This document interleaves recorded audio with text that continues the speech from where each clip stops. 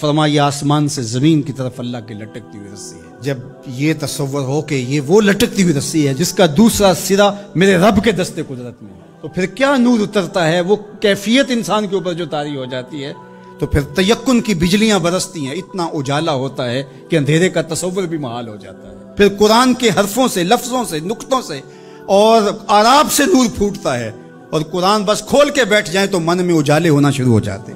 जब ये तयक्कुन इंसान के साथ जुड़ जाए, चे जाए कि कुरान खोल के पढ़ा जाए, समझा जाए, मफाहिम व मतालिब को जो है वो समझने की कोशिश की जाए, या किसी आलिम या किसी साहिब नज़र की सोबत में बैठ के कुरान सीखा जाए, फिर तो जो रोशनियाँ बरसती हैं, मन में उजाले होते हैं।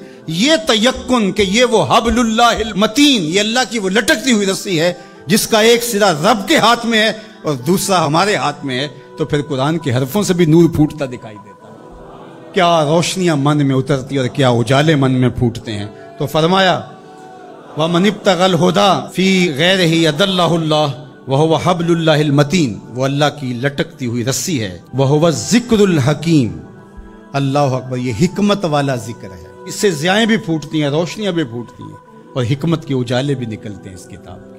हरफ हरफ नूर बांटता है, लफ्ज लफ्ज उजाले बांटता है। कुरान के लफ्ज नहीं है बल्कि कितारों के अंदर चिराग रखे हुए हैं। अल्लाह अकबर, इसकी रोशनी के अंदर जिंदगी की राहें उजाली जाती हैं और फिर जिंदगी का उसलूब नसीब होता है। वह वस्सिरातुल मुस्तकीम, और ये बिल्कुल सीधी राह है। सीधी राह कुरान बताता है। कुरान की रहनुमाई हासिल करने वाले कभी भी गुमराह नहीं होते, उनकी राहें कभी गुम नहीं हुआ करती। फिर इरशाद फरमाया हो वल्लज़ी ला तज़ीगु बिहिल अहवा, अल्लाह अकबर, ये ऐसी किताब है जो ख्वाहिशात को बेकाबू नहीं होने देती। ये कितनी बड़ी बात मेरे हुजूर ने फरमाई। इंसान अपनी ख्वाहिशात के पीछे ही लग करके गुमराह होता है।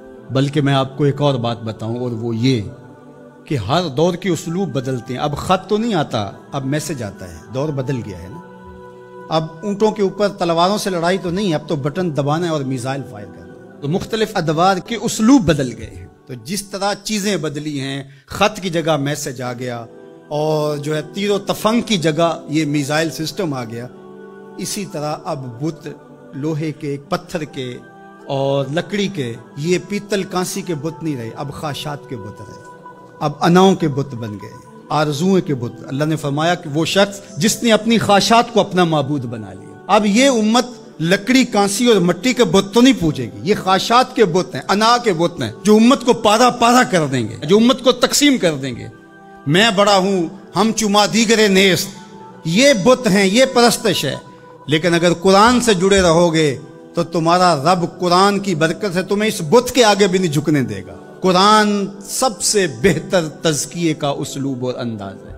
अल्लाह अकबर। इसलिए फरमाया कि जब तज़किया होता रहेगा तो फिर नफ्स में आवारगी नहीं आएगी। इसलिए कुरान की रोज़ाना की बुनियाद पे जो तिलावत है वो इंसान की ज़िंदगी के अंदर नज़्म पैदा करती है। अल्लाह ने चाहा तो आइंदा कुछ बरस के अंदर जुमातुल मुबारक के खुतबे के दौरान ही इंशाअल्लाह कुरान मजीद तरतीब से हम शुरू करके कोशिश करेंगे कि जो है वो वन्नास तक इसकी ज़रूरी तौज़ीहात और तफसीरात जो है वो आपके सामने रखी जाएँ, और ये कुरान मजीद की क्लास की शक्ल इज्तिमा जुमा इख्तियार करके रहें। और कुछ ऐसे लोग भी हैं जिनकी फैमिलीज़ भी साथ आती हैं और ऊपर ख़वातीन भी इस तरह मौजूद होती हैं। तो मेरे जहन में आता है कि जो मुकम्मल फैमिलीज़ आएंगी, बच्चे भी आएंगे, बेटे बेटियां भी आएंगी, मर्द भी आएंगे, तो उनको हम अल मुस्तफ़ा कुरान फैमिली का नाम देंगे इंशाल्लाह। आप रजिस्ट्रेशन भी करवा लें उसकी, और अलग भी उनके लिए जो है वो सेशन रखेंगे कुरान मजीद के हवाले से।